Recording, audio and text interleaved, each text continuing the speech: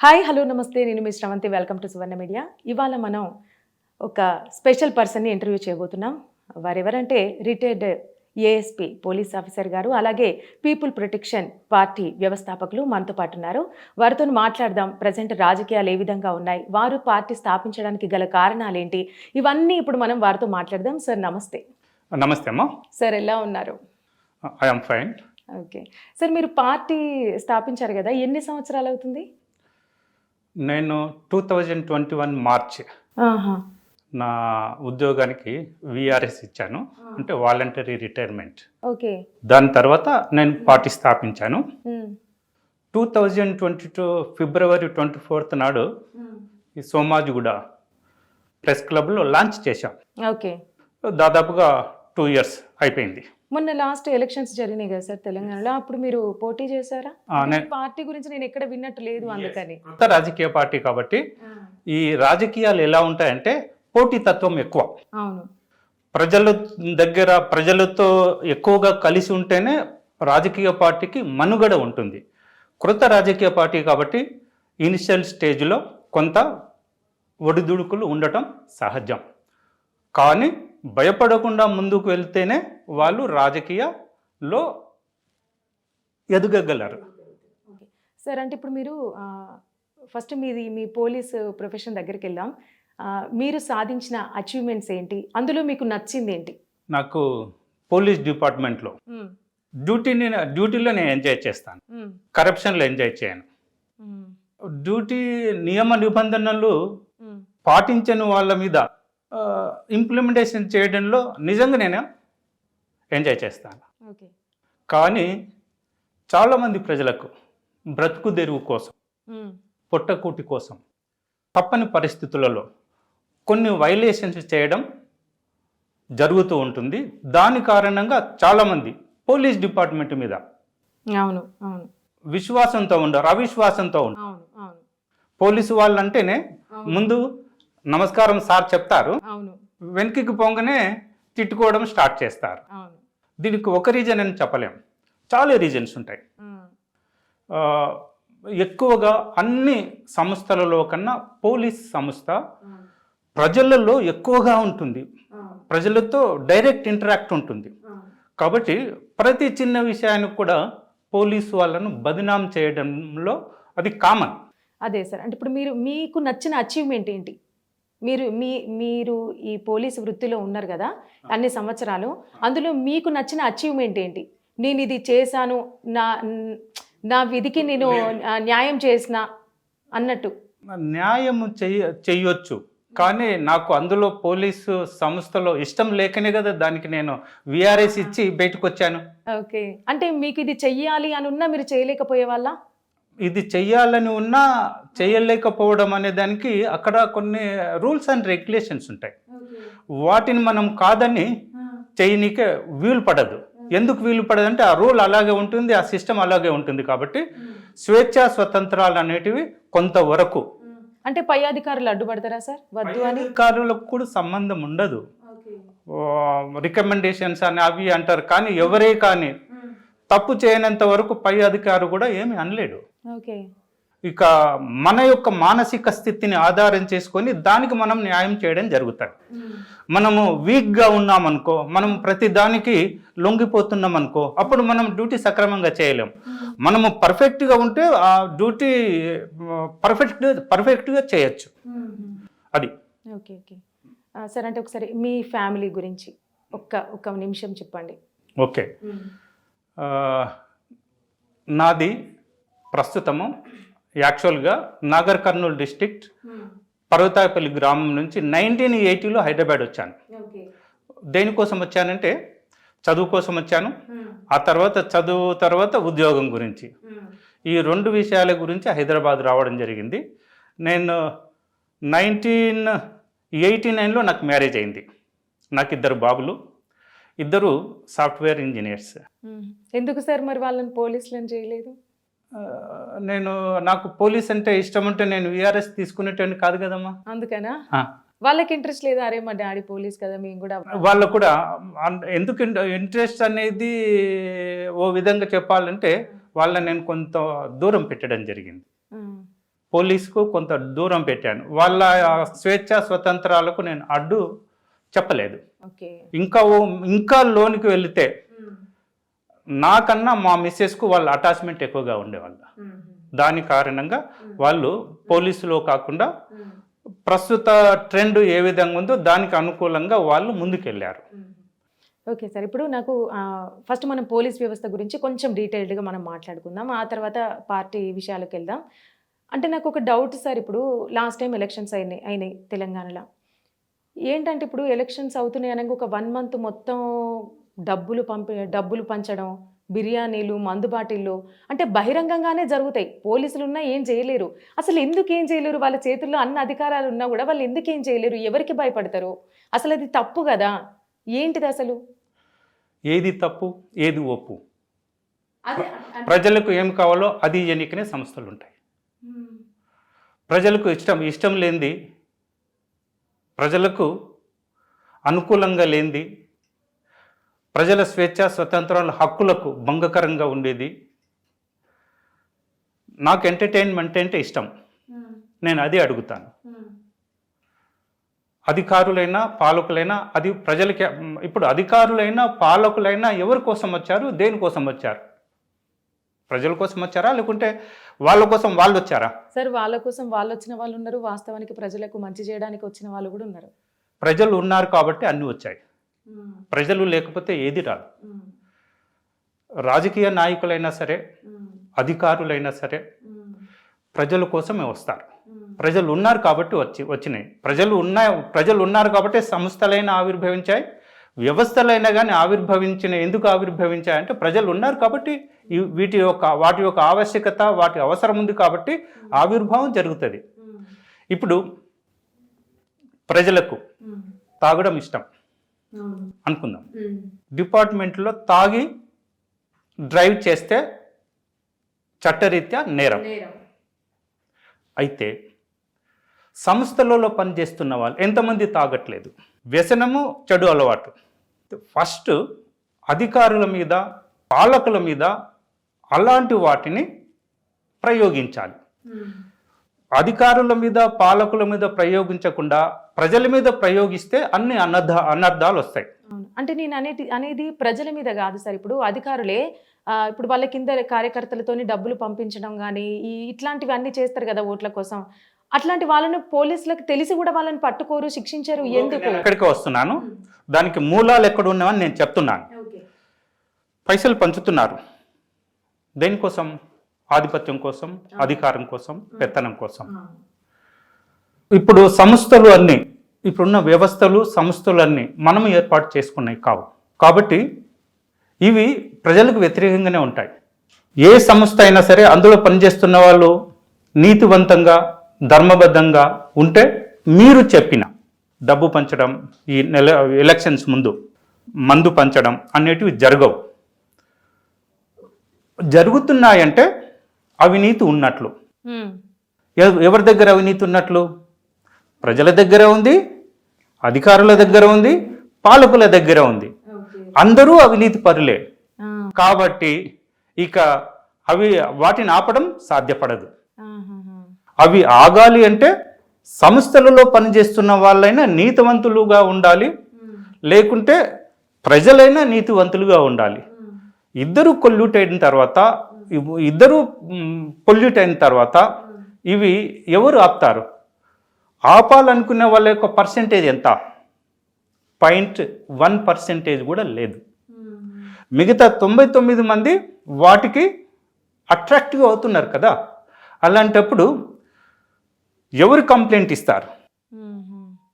పోనీ మీరు ఇవ్వగలరా కంప్లైంట్? మీరు ఒకవేళ ఇవ్వాలనుకుంటే మీ దగ్గర ధైర్యం ఉందా? దాని తర్వాత జరిగే పర్యవసానాలకు మీరు ఫేస్ చేయగలరా? దాని తర్వాత ఎన్నో పర్యవసానాలు ఉంటాయి. వాటిని తట్టుకునే శక్తి ప్రస్తుత సమాజంలో ఎవరికి ఉంది?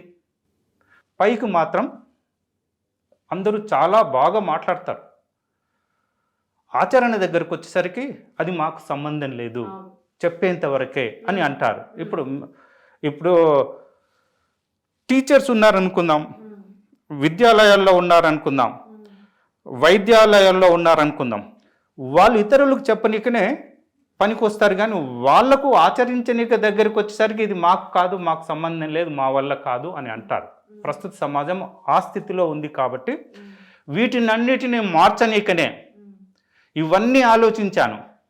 మీరు ఇప్పుడు ఏదైతే లాజిక్గా మీరు మాట్లాడారో ఎందుకు ఆగట్లేదని, వీటినన్నిటినీ అర్థం చేసుకొని సంస్కరించి ప్రక్షాళన చేసి శిక్షణకు గురి చేసేది ఉంది. ఇది ఒక్క రాజకీయాల ద్వారానే జరుగుతుంది, ఏ స్వచ్ఛంద సంస్థ ద్వారా జరగదు, ఏ వ్యవస్థ ద్వారా జరగదు. ఒక్క రాజకీయ వ్యవస్థ ద్వారానే ఇదంతా మార్పు వస్తుంది.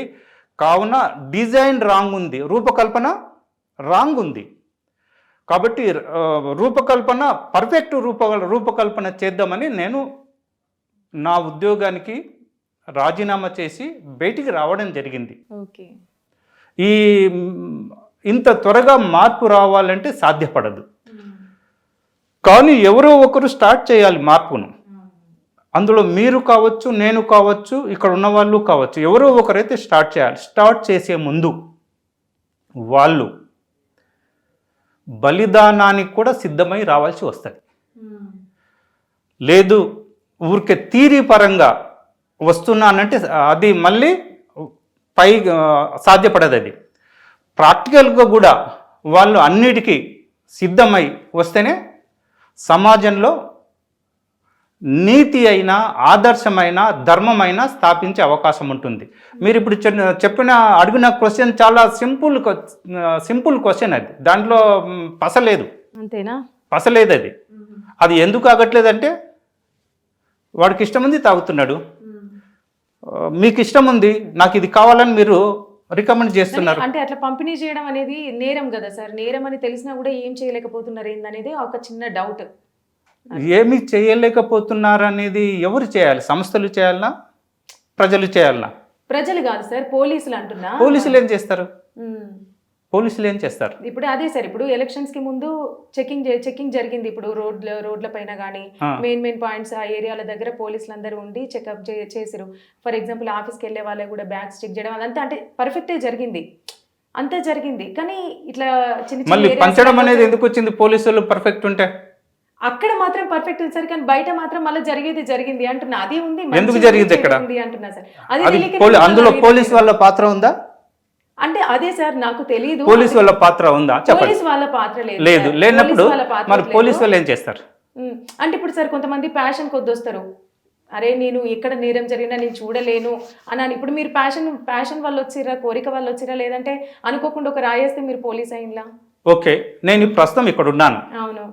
ఒక 20 కిలోమీటర్స్ దూరంలో ఒక ఇన్సిడెంట్ అయింది, దానికి బాధ్యత నేనా? మీరు కాదు సార్. ఎగ్జాంపుల్ పోలీస్ వాళ్ళ గురించి దగ్గరికి వస్తున్నా. పోలీసు వాళ్ళు ఒక దగ్గర చెక్ చేస్తున్నారు. పోలీసు వాళ్ళు చెక్ చేసిన ఒక 5 కిలోమీటర్స్ దూరంలో ఒక ఇన్సిడెంట్ అయింది. దానికి రెస్పాన్సిబిలిటీ ఎవరు? అక్కడ ఉన్న వాళ్ళదే. ఎవరు? పోలీసులు ఉంటారా? ఉంటే పోలీసులు ఉన్నా లేకపోయినా అంటే ఒకవేళ సమాచారం అందిన వెంటనే తొందరగా వెళ్ళడం చేయడం అయితే చేసుకోవాలి కదా. ఇదంతా ఏంటంటే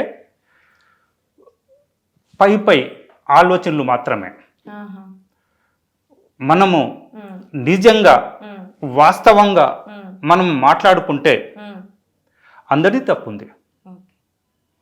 సో వాస్తవానికి పోలీస్ వ్యవస్థ పర్ఫెక్ట్ ఉంది, దాన్ని ప్రజలను నమ్మొచ్చు, తప్పుదారి పట్టించొద్దు అని మాత్రం అర్థం చేసుకోవచ్చు.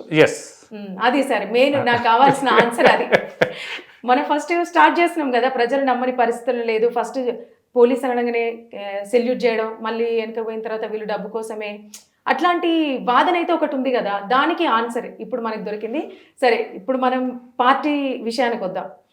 ఇప్పుడు మీలాగా ఐఏఎస్ ఆఫీసర్స్ కూడా, అంటే రిటైర్డ్ ఐఏఎస్ ఆఫీసర్స్ కూడా సపరేట్ పార్టీ పెట్టుకున్నారు. ఫర్ ఎగ్జాంపుల్ లోక్ సత్తా, ఇటు జయప్రకాష్ కానీ, ఇటు ఇంకొకరు ఆర్ఎస్ఎస్ ప్రవీణ్ కుమార్ కానీ, ఇట్లాంటి పెద్ద పెద్ద వ్యక్తులు కూడా సపరేట్ పార్టీ పెట్టుకున్నారు. బట్ వాళ్ళు లీడ్ చేయలేకపోతున్నారు.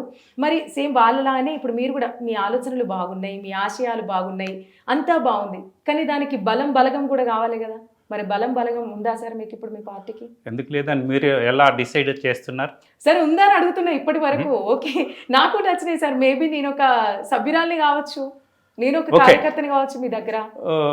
మీరు చెప్పినట్లు జయప్రకాష్ నారాయణ గారు వచ్చారు, ఆయన శక్తికి తగ్గట్లుగా ఆయన ప్రయత్నం చేశారు. ఆర్ఎస్ ప్రవీణ్ కుమార్ వచ్చారు. ఆయన ఆల్రెడీ ఉన్న పార్టీని టేక్ ఓవర్ చేసుకున్నారు. అది ఆ పార్టీ నాకు తెలిసి 35 years బ్యాక్ స్టార్ట్ చేయడం జరిగింది. కాకపోతే తెలంగాణలో ఒక పర్ఫెక్ట్ లీడర్ లేరని ఆయన టేక్ ఓవర్ చేసుకున్నారు. ఇక నా గురించి వస్తే అన్ని రాజకీయ పార్టీలను చూశాను. అందులో ఏదో ఒక లోపం కనబడ్డది. లోపం అంటే ఆత్మీయతలు లేవు, అందులో అహంకారం కనబడుతుండేది. నేతల మధ్య నేతల మధ్య కాదు, నేతలలో ఓకే అహంకారం ఉండేది. అది ప్రజలకు ఎలాంటి ఉపయోగకరంగా ఉండదు. ఎక్కడైతే ప్రేమ ఉంటుందో, ప్రేమ అంటే మళ్ళీ ఏదో అనుకునేరు, సత్యము విశ్వాసము, ఈ రెండు ఎక్కడైతే ఉంటావో అక్కడ ప్రేమ ఉంటుంది. ప్రేమ మనం చూస్తున్న రాజకీయ నాయకులలో లేదు. వాళ్లకు కావాల్సిందల్లా ఆధిపత్య పౌరు, అధికారము, రాజ్యాధికారము. మావాడికి రాజ్యాధికారం రావాలి అనే ఒక అహంకారపూరితమైన అసూయతో వాంఛలతో వస్తున్నారే కానీ అరే సమాజానికి మనం మంచి చేద్దాం, సమాజంలో ఉన్న ప్రజలు కూడా మన కుటుంబ సభ్యులే, ప్రజలే కాదు ప్రజలతో పాటు నివసిస్తున్న అన్ని జీవరాశులు కూడాను మన కుటుంబ సభ్యులే అనే ఒక మంచి ఉద్దేశంతో ఏ రాజకీయ నాయకులు నాకు కనపడలేదు. కాబట్టి ఒక సక్రమ మార్గాన్ని అందించేందుకు పీపుల్ ప్రొటెక్షన్ పార్టీ అనే ఒక రాజకీయ పార్టీని స్థాపించి నేను రావటం జరిగిందమ్మా. ఓకే సార్, మీరు వచ్చిన విధానం చెప్పారు. ఓకే, మళ్ళీ నెక్స్ట్ 5 సంవత్సరాల తర్వాత ఎలక్షన్స్ జరుగుతాయి. కరెక్ట్. అప్పుడు ప్రజలకు కావాల్సింది డబ్బే. ఎవరు డబ్బు పంచుతారో, ఎవరు ఎక్కువ ఏం చేస్తారో వాళ్ళకే ఎక్కువ ఓట్లు పడతాయి. చెప్తున్నా సార్, ఇప్పుడు సంక్షేమ పథకాలని ఇప్పుడు మొన్న రీసెంట్గా చూసుకుంటే రేవంత్ రెడ్డి గారు ఎక్కువ సంక్షేమ పథకాల గురించి ఎక్కువ ప్రచారం చేశారు కాబట్టి వాళ్ళ ప్రభుత్వం ఇప్పుడుంది, వాళ్ళ ప్రభుత్వం ఇప్పుడుంది అధికారంలో. మరి రేపు ఫ్యూచర్లో ఇప్పుడు మీ మేనిఫెస్టోలో అంశాలను చూసుకుంటే దాంట్లో సంక్షేమ పథకాలకు సంబంధించింది ఏం లేదు, ఉన్న ప్రభుత్వాన్ని మార్చుతా అన్న అంశాలు ఎక్కువ కనిపిస్తున్నాయి. అంటే అవి చదువుకున్న వాళ్ళకి మాత్రం పర్ఫెక్ట్ అర్థమవుతాయి సార్, బాగున్నాయి, నచ్చినాయి, అరే కరెక్టే, ఇవన్నీ ఈ వ్యవస్థ కరెక్ట్ లేదు, దీన్ని కరెక్ట్ చేస్తా అన్నారు అనేవి మాత్రం బాగున్నాయి. కానీ ఇప్పుడు కొంతమంది జనాలకు కావాల్సింది ఏంటంటే సంక్షేమ పథకాలు ఎక్కువ, ఏవి ఫ్రీ వస్తాయా, ఎవరేవి ఫ్రీ ఇస్తారా, వాళ్ళకే ఓటేద్దామన్న ఆలోచనలోనే ఉన్నారు. ఇంకా మరి మీకు వస్తాయి అంటారా? ఇంతకు మీరు అడిగిన క్వశ్చన్ రాంగ్. ఇంతకు సంక్షేమ పథకాలు అంటే ఏంటివి? ఉచిత పథకాల? ఉచిత పథకాలను సంక్షేమ పథకాలు అనలేము. ఉచిత పథకాలు ఏంటివంటే ప్రజలను సోంబేరులుగా చేయనీకి ఉపయోగపడేటివి ఉచిత పథకాలు. అవును అవును, కానీ అవిటికే కదా సార్, అవి ఎవరైతే వాటిని ఉచిత పథకాలు అన్నారు, వాటిని సంక్షేమ పథకాలు అనకూడదు. ఉచిత పథకాలు మీరు దాన్ని తప్పుగా వాడు తప్పు. అంటే ఇప్పుడు వాళ్ళు ఇచ్చిన వాళ్ళు ఏదైతే చెప్తున్నారో అది మనము నిజమని అనుకుంటున్నాము, అది నిజం కాదు, అబద్ధము. అబద్ధాన్ని నిజంగా వాళ్ళు భ్రమింప చేస్తున్నారు. ఇప్పుడు వచ్చిన మీరు చెప్పిన కాంగ్రెస్ పార్టీ తెలంగాణలో అది సంక్షేమ పథకాలు కానే కావు, ఉచిత పథకాలు ప్రజలను ప్రలోభాలకు, భ్రమలకు, మాయకు గురి చేసే పథకాలవి. వాటి వల్ల సమాజానికి ఉపయోగం లేకపోగా సమాజం ధ్వంసం అవుతుంది. అదే సార్, అంటే ఇప్పుడు సంక్షేమ పథకాలతో పాటు ఉచిత పథకాలు ఉన్నాయి. ఫర్ ఎగ్జాంపుల్ ఫ్రీ బస్ కానీ, మహిళలకు నెలకు 2500 రూపాయలు ఇవ్వడం కానీ, ఇవన్నీ ఎవరు అడిగారు? ఫ్రీ బస్ కావాలని మహిళలు అడిగారా? అడగలేదు. అడిగినప్పుడు దాన్ని సంక్షేమ పథకం అని మీరు ఎలా డిసైడ్ చేస్తారు? వాళ్ళెవరు డిసైడ్ చేయనికే? మరి అలా వాళ్ళు సమాజాన్ని ధ్వంసం చేయనీకి వస్తున్నప్పుడు ప్రజలకు తెలియదు. అయితే ఇక్కడ ఒకటి మీకు చెప్తాను. ఏం చెప్తానంటే, తన సంతానాన్ని సరిగ్గా పెంచలేని తల్లిదండ్రులను తప్పు చేసినట్లుగాను, నేరం చేసినట్లుగాను భావిస్తే, సమాజంలోని ప్రజలను కూడా సరిగ్గా చూడలేని ప్రభుత్వాలు కూడా నేరం చేసినట్లుగాను, తప్పు చేసినట్లుగానే భావించాలి. కాబట్టి సమాజానికి మంచి చేస్తామని వస్తున్న వాళ్ళు ఎవరు మంచి అనే పదం యొక్క అర్థాన్ని చెడగొట్టారు. వాళ్ళకు మంచి తెలియటం లేదు, చెడు తెలియటం లేదు. అవును. ప్రజలేంటి, పిల్లలతో సమానం. సమాజంలో ఉన్న ప్రజలు రాజకీయ నాయకులకు పిల్లలతో సమానం. అది వాళ్ళు మర్చిపోయి రాజ్యాధికారం అని, ఆధిపత్య పోరని, అధికారం అని వస్తున్నారే కానీ వీళ్ళు నిజంగా రాజకీయ నాయకులు కాదు. రాజకీయం అనే ముసుగు వేసుకున్న ముసుగు దొంగలు వీళ్ళు. ప్రజల యొక్క శ్రమను, సంపదను, జ్ఞానాన్ని దోపిడీ చేయనికే వచ్చిన ముసుగు దొంగలు. ముసుగు అంటే రాజకీయం అనే ముసుగు వేసుకొని వచ్చిన వాళ్ళు. వీళ్ళను రాజకీయ నాయకులని నేను మాత్రం యాక్సెప్ట్ చేయను. ఎందుకంటే రాజకీయం అనేది ఒక పవిత్రమైన కార్యము.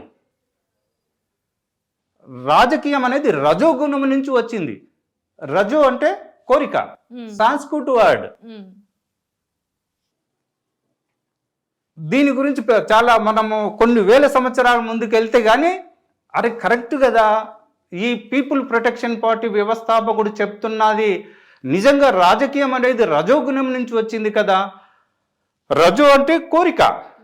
కోరికలను ఎవరైతే అదుపు చేస్తారో, కోరికలను ఎవరైతే ఆధీనంలోకి తీసుకుంటారో వాళ్ళే రాజకీయ నాయకులు, రాజకీయ నాయకులు. అంటే ప్రజలు ఏంటి, కోరికలు. వాళ్ళకు ఏది కావాలంటే అది అడుగుతూ ఉంటారు. వాళ్ళకు ధర్మబద్ధమైన కోరికలను తీర్చే వాళ్ళే రాజకీయ నాయకులు. నాకు తాగుడు అలవాటు ఉంది, నేను 10 మందితో మ్యారేజ్ చేసుకుంటాను, నేను నా ఇష్టం వచ్చినట్టు చేస్తాను, నాకు అది ఇవ్వు అని ప్రజలు అడిగినంత మాత్రాన రాజకీయ నాయకులు ఇవ్వకూడదు. ఎట్లా? తల్లిదండ్రుల పాత్రను పోషించాలి వీళ్ళు. అది పోషించట్లేదు. ఎందుకు పోషించట్లేదు అంటే వాళ్ళకే తెలియదు. వాళ్ళు వచ్చింది ఎందుకు? శరీరాన్ని సుఖపెట్టుకోనికే. వాళ్ళ పరువు, ప్రతిష్ట, ప్రశంస, పేరు, వాటి కోసమే వస్తున్నారు వీళ్ళు. అలాంటప్పుడు వీళ్ళని రాజకీయ నాయకులని ఎలా భావించాలి? వీళ్ళు ఒక వినూత్నమైన వ్యాపారవేత్తలు. ప్రజలతో వ్యాపారం చేస్తున్నారు. ప్రజల యొక్క శ్రమను, సంపదను, జ్ఞానాన్ని దోపిడీ చేస్తున్నారు. ఇప్పుడు రాష్ట్ర ప్రభుత్వము, ఎగ్జాంపుల్ తెలంగాణ రాష్ట్ర ప్రభుత్వం ఇప్పుడు నాకు తెలిసి 5 లక్షల కోట్ల అప్పులు చేసింది. Central government Bharatiya Janata party 150 లక్షల కోట్లు అప్పులు చేసింది. అన్ని కలుపుకుంటే ప్రతి మనిషి ఎంత అప్పు పడ్డాడు? దాదాపుగా 4 లక్షల అప్పు ఉంది ఒక్కొక్కరి మీద. ఎవరిని అడిగి వీళ్ళు అప్పులు చేస్తున్నారు? నన్ను అడిగారా? లేకుంటే మిమ్మల్ని అడిగారా? మనం ఓటు వేసినంత మాత్రాన వాళ్ళు మన మీద పెత్తనం చేయాలనా? ఎందుకు ఓట్లు వేశాం మనం?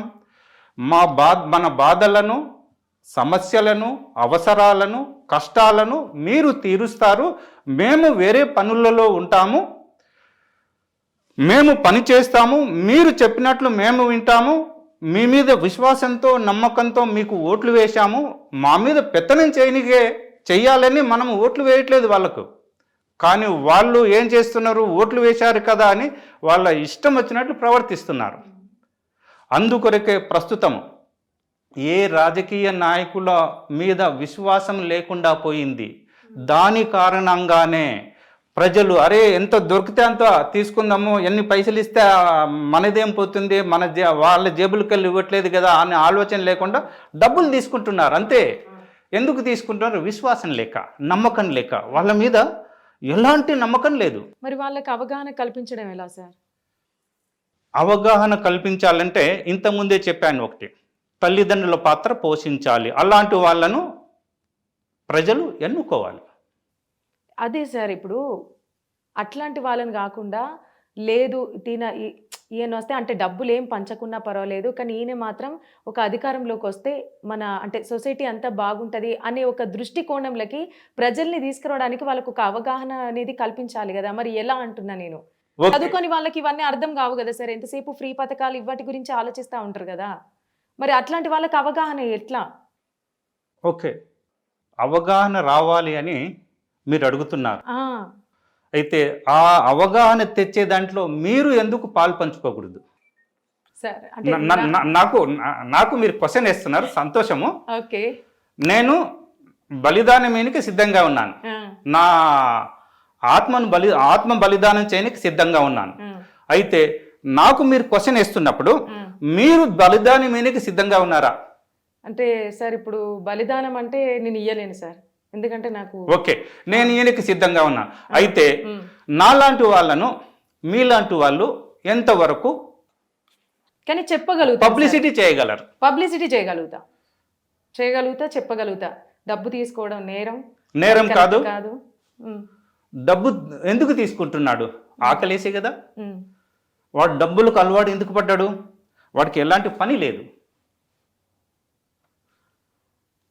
సాయంత్రం కాగానే వాడికి పిచ్చెక్కుతుంది. ఇంటికి వెళ్తే తల్లిదండ్రులు తిడతారు, బయటికి వస్తే స్నేహితులు ఊకుండరు, గేలి చేస్తారు. జేబులో డబ్బులు లేకపోతే అవమానకరంగా ఉంటుంది. కాలు తీసి కాలు బయటికి పెడితే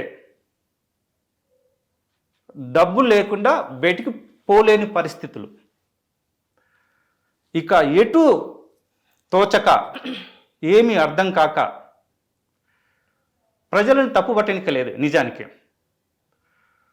ప్రజలకు మేలు చేస్తామని వస్తున్న రాజకీయ నాయకులైతే తప్పంతా ఉంది. రాజకీయ నాయకులు ఏం చేస్తున్నారు? వాళ్ళ స్వార్థం కోసం ప్రజలను మోసం చేస్తున్నారు, దగా చేస్తున్నారు, కపట బుద్ధితో వస్తున్నారు. దాన్ని వీళ్ళు ప్రజలు గ్రహించలేకపోతున్నారు, అమాయకంగా నమ్ముతున్నారు. అరే మంచిగా తీయగా మాట్లాడుతున్నారు కాబట్టి ప్రజలు మోసపోతున్నారు. కనుక్కునే లోపల, తెలుసుకునే లోపల అక్కడ జరగకూడదంటే జరిగిపోయి ఉంటుంది. మళ్ళీ అది పూడ్చాలంటే మళ్ళీ టైం తీసుకుంటుంది. ఇక ఆ శక్తి సామర్థ్యాలు ప్రజలకు ఉండవు.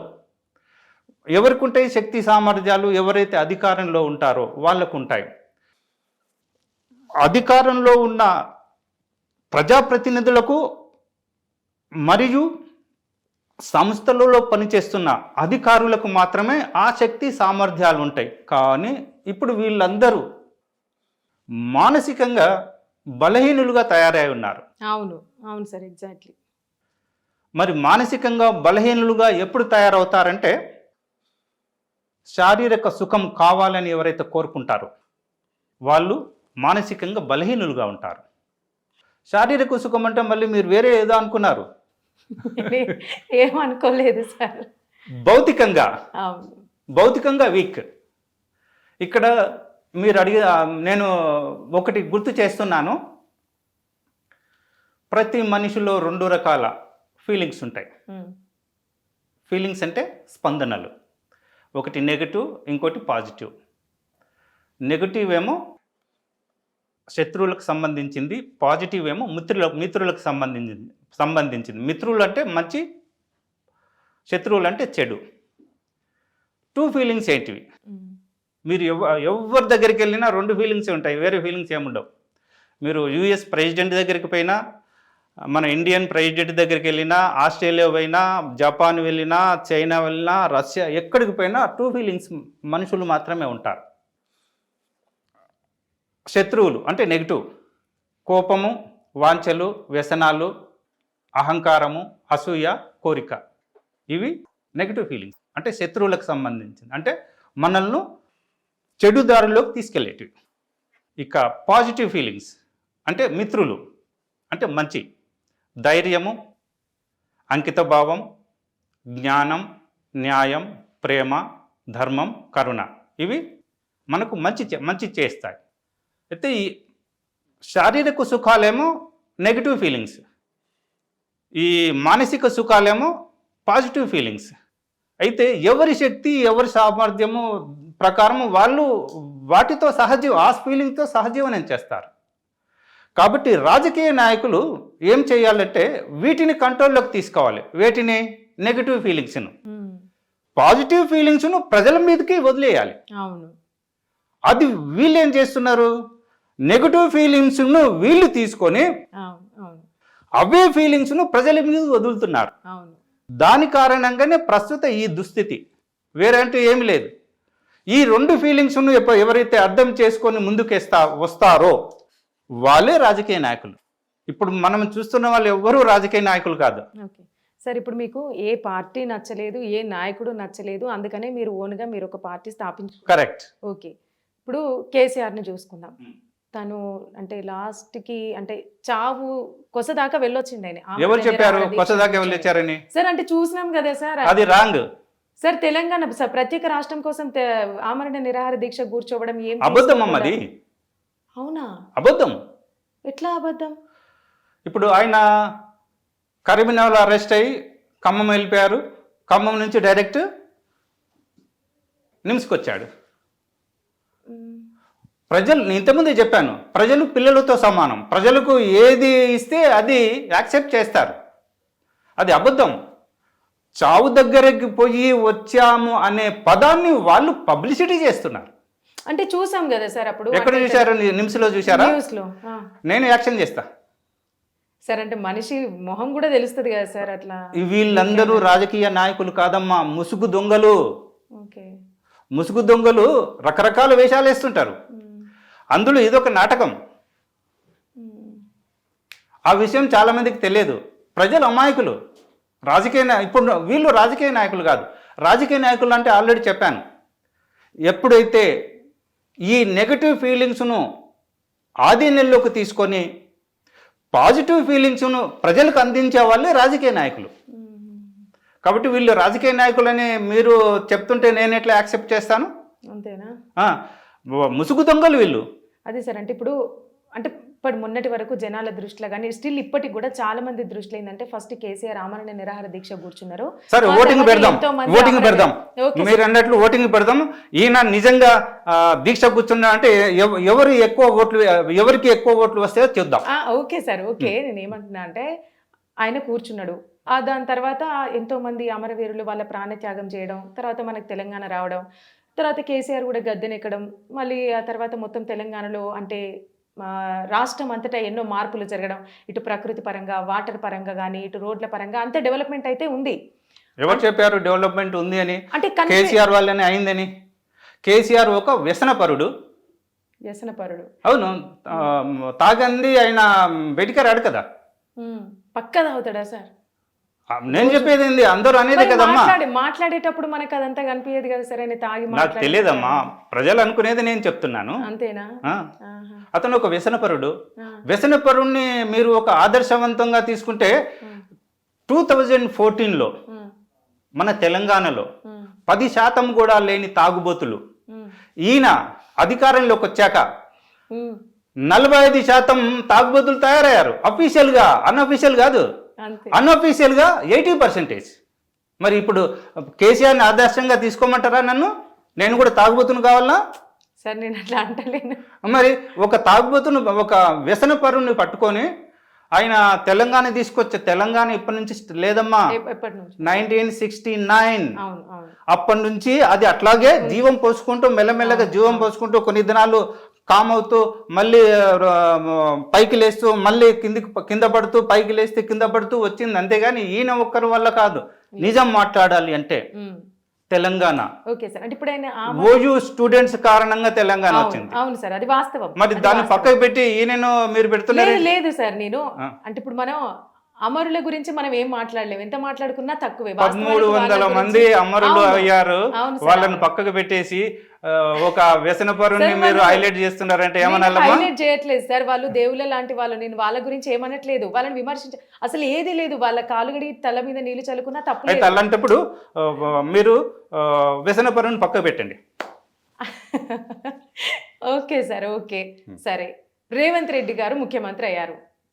తన గురించి ఈ 5 ఏళ్లల్లా నెక్స్ట్ 5 ఏళ్ల వరకు కాంగ్రెస్ ప్రభుత్వం ఉంటది.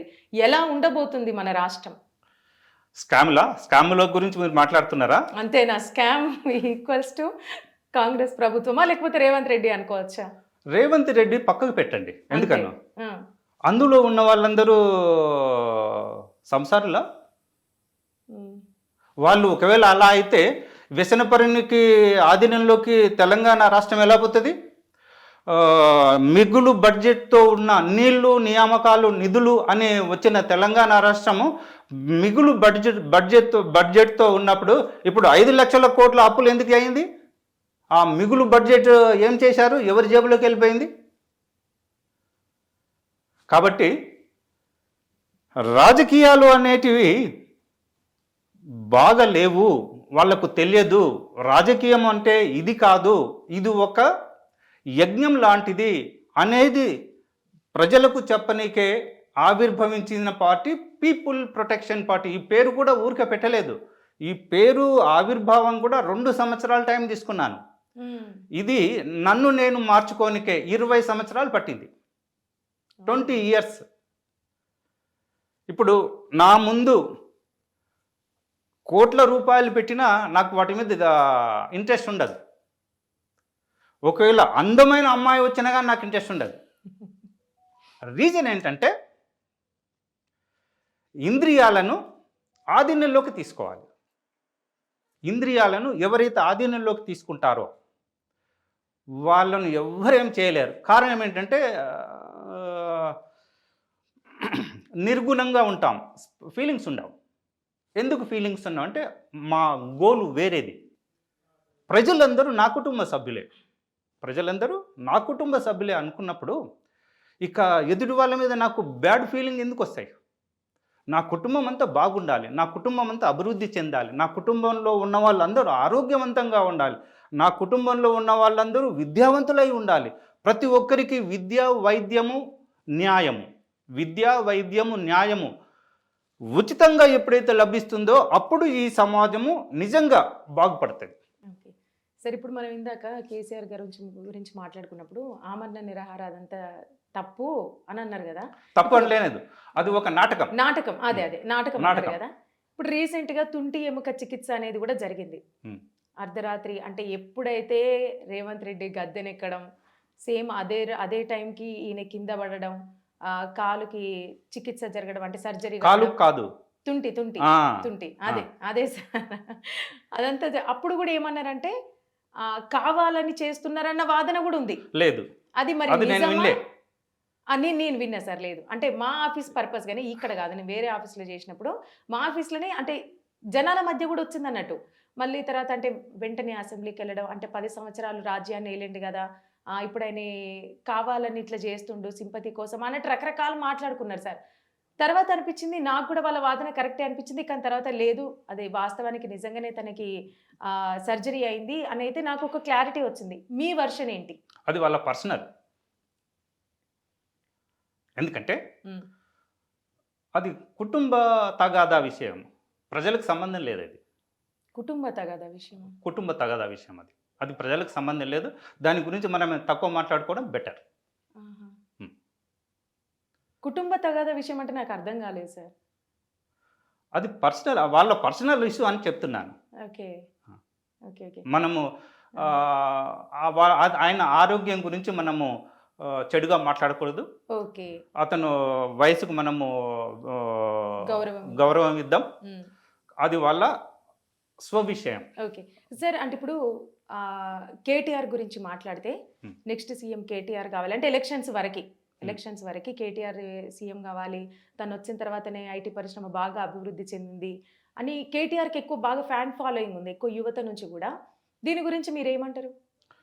కేటీఆర్ ఒక అహంకారి. ఓకే, దాని కారణంగానే ప్రకృతి అలాంటి వాళ్ళని తీసి పక్కకు పెట్టింది. అతను ఒకవేళ ప్రేమపూర్వకంగా ప్రవర్తన ఉంటే అతను నిజంగా ముఖ్యమంత్రి అయ్యేటోడు. హోదా కావాలి నాకు, నన్ను అందరూ పొగడాలి, నన్ను అందరూ గుర్తించాలి అనే ఒక స్వార్థం అనేది అభద్రతతో ఉంటుంది.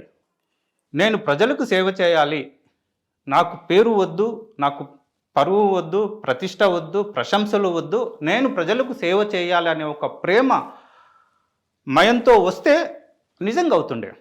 అతనికి అది లేదు, అహంకారం, హోదా. నన్ను అందరూ గుర్తించాలి. లక్ష మందిలో నిలబడితే కేటీఆర్ అని పొగడాలి అనే ఒక అహంభావం కారణంగానే ప్రకృతి తీసి బంగాళాఖాతంలో వేసేసింది. ఓకే, సరే సరే. ఇప్పుడు ఎమ్మెల్సీ కవిత, కల్వకుంట్ల కవిత గారి గురించి మనం మాట్లాడదాం. అంటే జస్ట్ చిన్నగానే సార్, ఇప్పుడు ఢిల్లీ లిక్కర్ స్కామ్ కేసులో తనకు రైట్స్ కానీ, అంటే ఈడీ రైట్స్ నిర్వహించడం కానీ లేదు, అంటే తను నిర్దోషి అని, ఇటువంటివన్నీ మనకు వార్తలు ఒకటేసారి ఒక 3-4 డేస్ మొత్తం ఆ వార్త బాగా హైలైట్ అయింది. ఆ తర్వాత మొత్తం స్లో అయింది. అసలు నిజంగా ఆమె నిర్దోషియా? నా వర్షన్లో దోషియే. మరి ఎందుకు శిక్షించలేకపోతున్నారు సార్? సింపతి, ప్రజల నుంచి ఎక్కువ వ్యతిరేకత వస్తుందో అని బీజేపీ భయపడ్డదేమో. అదే ఆ ప్లేస్లో ఒక జెంట్ ఉంటే అరెస్ట్ చేసేదేమో. ఓహో, నిజానికి ఈమె తప్పు చేసింది. అంటే బీజేపీ బీఆర్ఎస్ ఇద్దరు దోస్తులా? బీజేపీ బీఆర్ఎస్ రాజకీయంగా దోస్తులు. అదే రాజకీయంగానే దోస్తులు.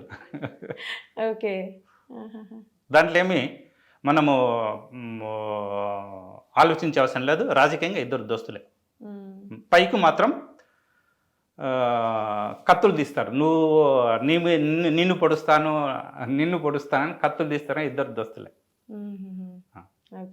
Okay sir. అంటే ఇప్పుడు మనం కేసీఆర్ చూసుకుంటేనేమో నాటకం ఇదంతా అన్నారు, రేవంత్ రెడ్డి అనగానేమో స్కామ్ అని ఇట్లా అన్నారు.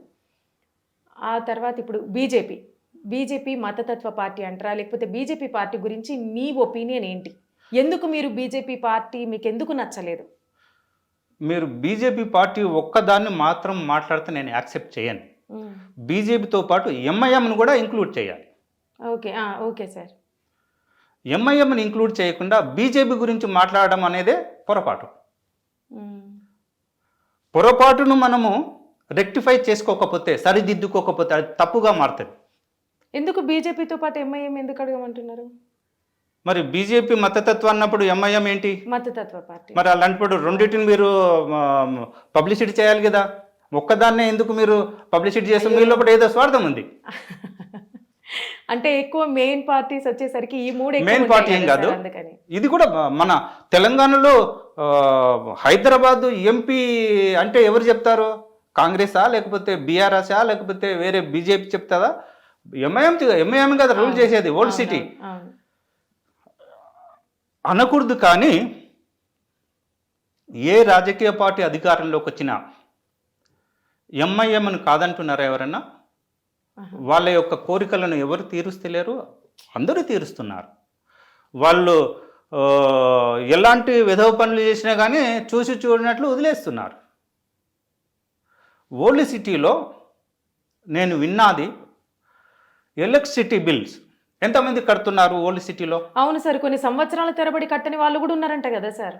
కొన్ని సంవత్సరాలు జీవితాంతం కట్టని వాళ్ళు ఉన్నారు ఇప్పటికీ. మరి ఎందుకు సార్ గవర్నమెంట్ ఏం చేయలేకపోతుంది?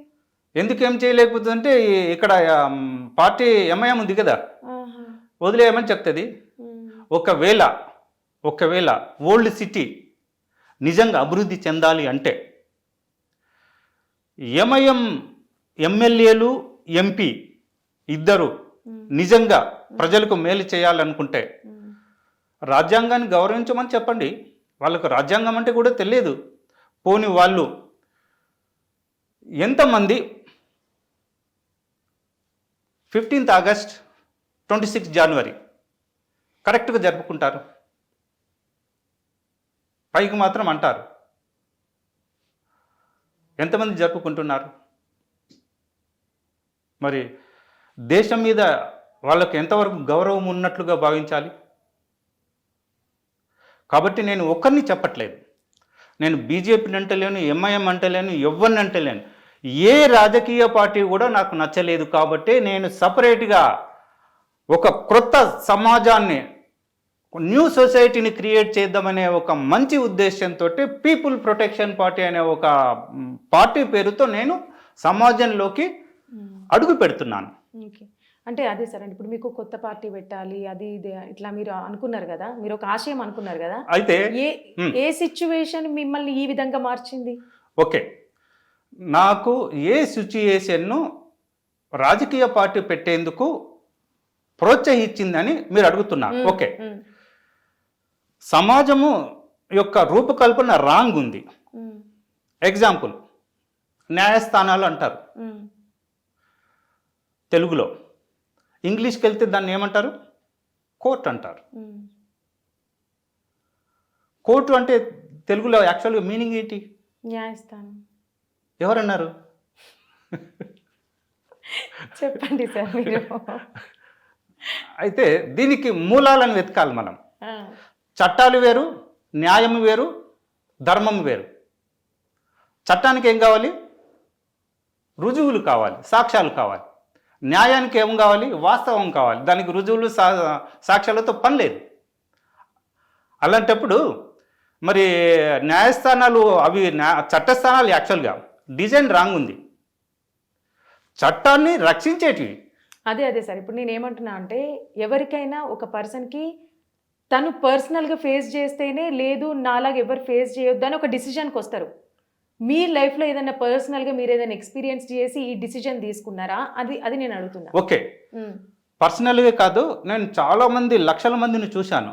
వాళ్ళు పడుతున్న బాధలు, కష్టాలు, సమస్యలు, అవసరాలు వీటినన్నిటిని చూసి నిజంగా చెల్లించిపోయి ఇన్ని దినాలు బ్రతికింది చాలు, ఇక ఇప్పుడు ప్రజల కోసం బ్రతుకుదాం, ప్రజలు చాలా ఇబ్బందులలో ఉన్నారు, ప్రజలకు సహాయ సహకారాలు అందించే వాళ్ళు ఎవరూ లేరు, పైకి మాత్రం మేమున్నామని చెప్పి ప్రజల యొక్క శ్రమను, సంపదను, జ్ఞానాన్ని దోచుకొని అందరూ వస్తున్నారు.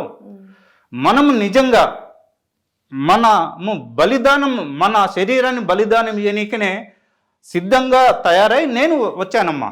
కాబట్టి ప్రజలు యాక్సెప్ట్ చేస్తారా, యాక్సెప్ట్ చేయరా అనేది నాకు సంబంధం లేదు. నేను చేస్తున్న పనులు, నేను తీసుకుంటున్న నిర్ణయాలలో లోపాలు, తప్పులు లేకుండా చూస్తున్నాను. ఫలితాన్ని ఆశించట్లేదు. ఒకవేళ ఫలితాన్ని ఆశించాలంటే నేనెవరిని వాళ్ళని సత్తనడపనికే నేను కాదు, వాళ్ళకు ఒక మంచి మార్గాన్ని చూపిస్తాను. అదే సార్, అవును. ఓకే, అంటే ఇప్పుడు మీ పార్టీలో ఎంతమంది సభ్యులు ఉన్నారు సార్ ఇప్పటివరకు? ఇప్పుడు ఒక రాజకీయ పార్టీ స్థాపించాలంటే మినిమం 100 మెంబర్స్ కావాలి. నేను 122 మెంబర్స్తో పార్టీ స్థాపించాను. మొన్న ఎలక్షన్లో కూడా పోటీ చేశాను. ఏ బూత్ లెవెల్లో కూడా ఎవరిని కూర్చోపెట్టలేదు నేను. ప్రతి ఒక్కరి దగ్గరికి వెళ్ళినా కానీ ఇప్పుడున్న ఈ స్వార్థ రాజకీయాలు వాళ్ళు అందరికీ డబ్బులు ఆశ చూపించారు. ఎవరి దగ్గరికి వెళ్ళినా కానీ 1000 రూపాయలు, 1500, 2000, 3000 వాళ్ళకు సమయాన్ని బట్టి, సందర్భాన్ని బట్టి ఇవ్వడం జరుగుతూ ఉంటుంది. ఎవరి దగ్గరికి వెళ్ళినా కానీ వాళ్ళకు ఆకలి అనేది ఉంటుంది. కాబట్టి నేను ఎవరిని కూర్చోబెట్టలేదు, ఎవరికి డబ్బులు ఇవ్వలేదు, ప్రచారం చేసుకున్నాను. ఇబ్రహీంపట్నం నుంచి కూడా పోటీ చేశాను, గజ్వెల్ నుంచి పోటీ చేశాను, 2 ప్లేసులకు వెళ్ళి పోటీ చేశాను. కానీ ఎవరికి డబ్బులు ఇవ్వలేదు. ప్రతి ఒక్కరు పైసలు అడిగిన వాళ్ళు ఉన్నారు. ఇందులో ఎలా ఉంది అంటే ఎంత శాతం వరకు ఓట్లు వచ్చినాయి సార్? మరి నాకు తక్కువ, బాగానే పడ్డాయమ్మా. నేను బూత్ లెవెల్లో కూడా ఎవరిని కూర్చోబెట్టలేదు, ప్రచారం చేశాను. నా ప్రచారానికి ప్రజలు అట్రాక్టివ్ అయ్యారు. గజ్వెల్లో నాకు 1100 ఓట్లు పడ్డాయి. ఎవరిని కూర్చోబెట్టలేదు, వాళ్ళు ఎవరు కూడా తెలియదు నాకు. అది నా ఓటింగ్ ప్లేస్ కూడా కాదు. నా ఓటింగ్ ప్లేస్ ఇబ్రహీంపట్నం. దాని మీద కాన్సన్ట్రేషన్ చేశాను, దీని మీద కాన్సన్ట్రేషన్ చేశాను. ఇక్కడ కూడా బాగానే పడ్డాయి. చాలామంది డబ్బులు అడిగారు. ప్రజలు నేను ఎక్కడికి పోయినా కానీ డబ్బులు అడిగిన వాళ్ళే ఉన్నారు. ఎవ్వరికి పైసలు ఇవ్వలేదు, అయినా ఓట్లు పడ్డాయి నాకు. నేనైతే నిజంగా చాలా తృప్తిగా ఉన్నాను. ఈ వచ్చే 5 సంవత్సరాలలో నిజంగా నేను బ్రతికుంటే మాత్రం కొత్త సొసైటీని సృష్టిస్తాను.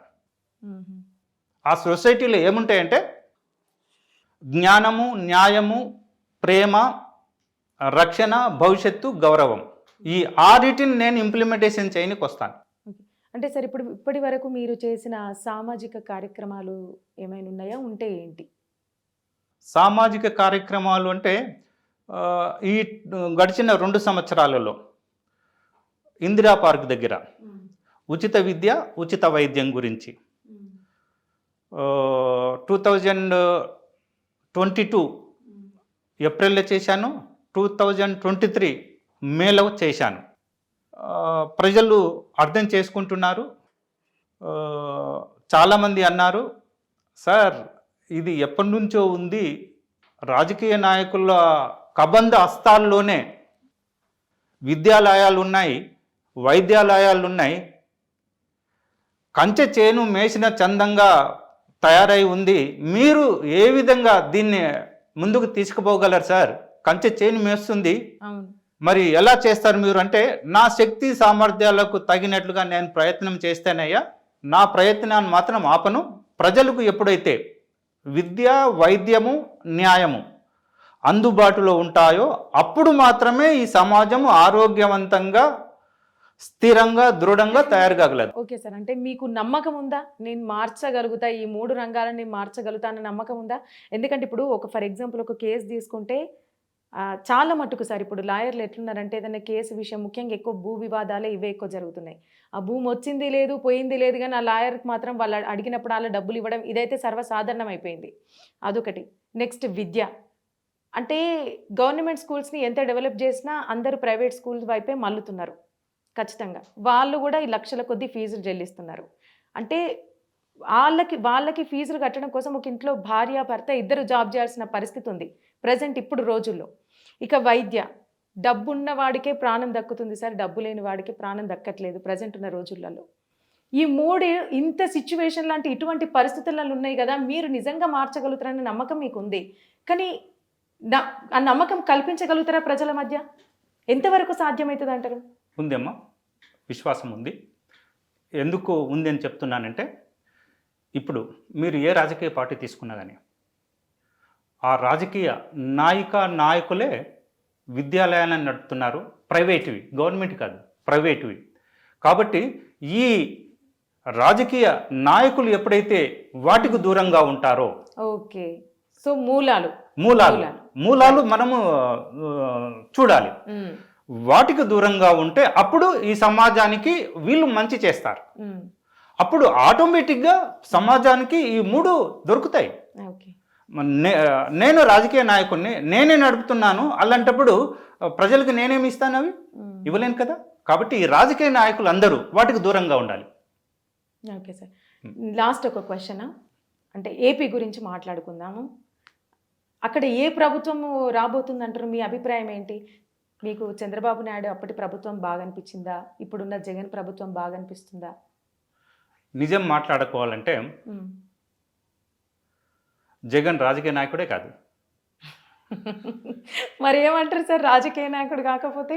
అతను పగ ప్రతీకారాలతో రగిలిపోతుంటాడు. రాయలసీమ బిడ్డ అని కాదు, రాజకీయాలలో పగ ప్రతీకారాలు ద్వేషం పనికిరాదు. అది విధ్వంసానికి దారితీస్తుంది. అక్కడ సంక్షేమ పథకాలు అంటున్నారు, సంక్షేమ పథకాలు ఏవి లేవు, అన్ని ఉచిత పథకాలు ఉన్నాయి. ఉచిత పథకాలు ప్రజలను సోంబేరులుగా మారుస్తాయి. ఆ తర్వాత వాళ్ళ లోపల ఉన్న చైతన్యం అనేది సన్నగిలుతుంది, ముద్దు బారిపోతుంది. ఆ తర్వాత వాళ్ళని పని చేయమంటే పని చేయలేరు. అప్పుడు ఏం చేయాలి? వాళ్ళను పశువులుగా ట్రీట్ చేసి బెత్తం పట్టుకొని కొట్టి పని చేయించవలసి వస్తుంది. ఇన్ ఫ్యూచర్లో ఇవే ఇట్లానే కొనసాగితే ఫ్యూచర్ అవసరంలో ఇంకో 5 సంవత్సరాల్లో టోటల్గా ఆంధ్ర మునిగిపోయే అవకాశాలు ఎక్కువగా ఉంటాయి. తర్వాత అందరూ చేతులు ఎత్తేయవలసి వస్తుంది. మళ్ళీ మనం ఇంకొక స్వాతంత్ర పోరాటం చేసేది ఉంటుంది. ఓకే, ఇప్పుడు వాస్తవం మాట్లాడితే మనల్ని 200 సంవత్సరాలు ఆంగ్లేయులు పరిపాలించారు. ఆంగ్లేయులు డైరెక్ట్గా ప్రజల దగ్గరికి రాలేదే. రాజులు, సామంతులు, చక్రవర్తుల దగ్గరికి వెళ్ళి వాళ్లకు గిఫ్ట్లు ఇచ్చి వాళ్ళ వ్యాపారాన్ని ప్రజల దగ్గరికి తీసుకొచ్చారు. అప్పులు ఎవరికి ఇచ్చారు? ప్రజలకి ఇవ్వలేదే. వాళ్ళు సామంతులకు, రాజులకు ఇచ్చారు. వెపన్స్, ఆయుధాలు ఎవరికి ఇచ్చారు? ప్రజలకు ఇచ్చారా? వాళ్ళకి ఇచ్చారు. ఫ్రీగా ఇవ్వలేదు, అవి డబ్బుకి ఇచ్చారు. ఆ డబ్బు కొట్టలేక వీళ్ళు ఏం చేశారు? ప్రాంతాలను దారదత్తం చేశారు. అట్లా ప్రజల యొక్క స్వాతంత్రము, స్వేచ్ఛ, హక్కులు కోల్పోవడం జరిగింది. ఇప్పుడు కూడాను ఒక ఆంధ్రప్రదేశే కాదు, భారతదేశంలో ఉన్న ప్రజల హక్కులు, స్వేచ్ఛ, స్వతంత్రాలు కోల్పోవడము చాలా దగ్గరలో ఉంది. ఆర్థికమైన స్వేచ్ఛ దూరం అవుతుంది. ఏ ప్రజలకైతే సామాజికంగా, రాజకీయంగా, ఆర్థికంగా వనరులు, అవకాశాలు ఉంటాయో అప్పుడు ఆ ప్రజలు, ఆ దేశము అభివృద్ధి చెందుతుంది, స్థిరంగా ఉంటుంది, దృఢంగా ఉంటుంది. అదే సార్, ఇప్పుడు ఏపీలో ఎలక్షన్స్ ఉన్నాయి ఇంకో 2 నెలల్లో. ఏ ప్రభుత్వం వస్తే బాగుంటుంది అని అంటారు? చంద్రబాబు నాయుడు ప్రభుత్వం అయినా? ఇప్పుడు 50-50 ఛాన్సెస్ ఉన్నాయమ్మా. అంతేనా? జగన్ వస్తాడని చెప్పలేము, టీడీపీ పార్టీ వస్తుందని చెప్పలేము. ప్రజలు ఎటు మల్లుతారనేది ఆ ప్రాంతం వాళ్ళు చెప్పాలి. మనకు అక్కడ ఓటు హక్కు లేదు, మనము డిసైడ్ చేయడానికే లేదు. ఓన్లీ మాట్లాడుకోవచ్చు ఏ ప్రభుత్వం వస్తుందా. నేను చంద్రబాబు ఫేవరెట్ని అయితే, లేకుంటే జగన్ ఫేవరెట్ని అయితే మాకు జగన్ వస్తాడని చెప్తాను, లేకపోతే చంద్రబాబు నాయుడు వస్తాడని చెప్తాను.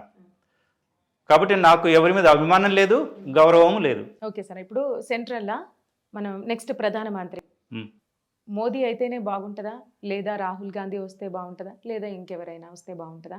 మీ అభిప్రాయం ఏంటి? కొత్త పార్టీ వస్తే సంతోషిస్తాను. సార్, చాలా మోదీ ప్రభుత్వం ఈ 10 సంవత్సరాలు చాలా సార్ కేంద్రంలో. కొత్త పార్టీ ఏది వస్తుంది నాకు తెలియదు. లేదు కదా. లేదు కాబట్టి మళ్ళీ మోదీయే వస్తాడు. ఇప్పుడు కాంగ్రెస్కు అంత జవసత్వాలు లేవు. ఎందుకను రీసెంట్లీ ఇండియా అనే ఒక కూటమి పెట్టారు. అవును, అందులో ఇప్పుడు అందరు ఉన్నారా? అందరు పారిపోతున్నారు అందరూ. అలాంటప్పుడు వాళ్ళలో ఐకమత్యం లేనప్పుడు ఇక వేరే పార్టీకి ప్రజలు ఓట్లు వేస్తారని ఎలా భావించాలి? అందుకొరకే మళ్ళీ బీజేపీకే ఛాన్సెస్ అపారంగా ఉన్నాయి. ఓకే, అదే సార్, ఇప్పుడు మనకు సోషల్ మీడియాలో కూడా చూసుకుంటే మోదీకి సోషల్ మీడియాను కూడా ఏలుతున్నాడు మోదీ గారు. మరి అతను పర్ఫెక్ట్ రాజకీయ నాయకుడా? మీ అభిప్రాయం ఏంటి? నా అభిప్రాయంలోనా ఒక వర్గానికి మేలు చేస్తున్నాడేమో. ఒక వర్గానికి మేలు చేసే వాళ్ళు ఎవరు రాజకీయ నాయకులు కాదు. ఏంటి ఆ 2 వర్గాలు? ఒక వర్గం అంటే మతాల పరంగా, కులాల పరంగా, ఆచార వ్యవహారాల పరంగా, సాంప్రదాయాల పరంగా, కట్టుబాట్లు, సంస్కృతులు, భాషలు, ప్రాంతాల పరంగా విభజించి పాలించే వాళ్ళు ఎవరు రాజకీయ నాయకులు కాదు. అందరూ నా కుటుంబ సభ్యులే, ప్రతి ఒక్కరూ నా వారే అని ఒక మంచి ఉద్దేశంతో ఎవరైతే పాలన చేస్తారో వాళ్ళే రాజకీయ నాయకులు. సో మీరు ఫ్యూచర్లో మీ పార్టీ, మీ ఆశయాలన్నీ నెరవేరితే మీరు బలిదానం ఇవ్వడానికి కూడా మీరు సిద్ధం? ఓకే, సరే సార్, లాస్ట్ ఇంకా నేను ర్యాపిడ్ ఫైర్ అని ఒక తొందర క్వశ్చన్స్ అడుగుతా, మీరు కూడా టక్ 1 వర్డ్ ఆన్సర్ చెప్పేసేయాలి. ఓకేనా సార్? అడుగుతా, నేను రాసుకున్నా మీ గురించే. రేవంత్ రెడ్డి గారి గురించి చెప్పమంటే ఒక లైన్లో ఏం చెప్తారు?